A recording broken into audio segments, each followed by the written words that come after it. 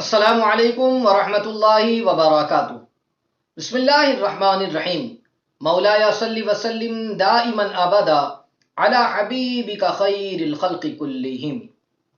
ناظرین محترم، اگر کوئی شخص یہ چاہتا ہو کہ اس کے اندر استقامت پیدا ہو جائے،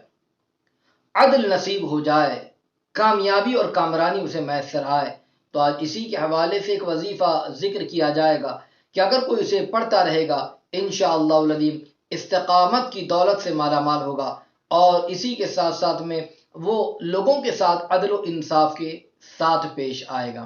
آئیے وظیفہ اور اس کا طریقہ عرض کروں، اس سے پہلے گزارش کروں گا کہ اگر ابھی تک آپ نے ہمارے چینل کو سبسکرائب نہیں کیا تو آپ ابھی ہمارے چینل کو سبسکرائب کر دیں اور بیل بٹن دبانا نہ بھولیں، تاکہ ہماری آنے والی ہر نئی اسلامی اور روحانی ویڈیو کی نوٹیفیکیشن سب سے پہلے آپ تک پہنچے۔ آئی بٹن پر بھی کلک کر لیں تاکہ اس سے پہلے جو وظائف ذکر کیے گئے ہیں اسے بھی سماعت کر کے اسے پڑھ کر اس کی برکتوں سے بھی مالا مال ہو۔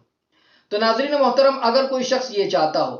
کہ اس کو استقامت اور ساتھ ہی ساتھ میں عدل نصیب ہو جائے، لوگوں کے ساتھ بھلائی کا معاملہ کرے، جب بھی کوئی فیصلہ کرنا ہو انصاف کے ساتھ، لوگوں کے ساتھ عدل کا معاملہ کرے، تو یاد رہے وہ بندہ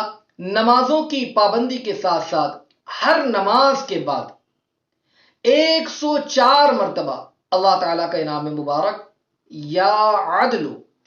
پڑھیں، اول اخیر 11 مرتبہ درود شریف کے ساتھ، پڑھنے کے بعد اپنے سینے پر دم کر دے۔